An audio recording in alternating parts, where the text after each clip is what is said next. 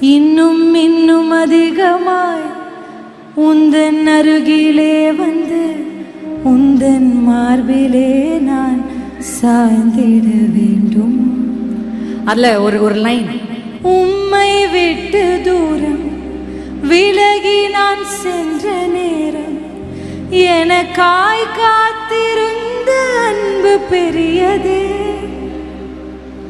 விட்டு விலகும் நேரம் இடறி நான் விழுந்த போதும் என்னை தாங்கி கொண்ட கிருபை பெரியது.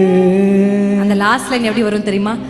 அதுவே மீண்டும் என்னை இழுத்து வந்ததே. இன்னும் இன்னும் அதிகமாய் உந்தன் அருகிலே வந்து உந்தன் மார்பிலே நான் சாய்ந்திட வேண்டும்.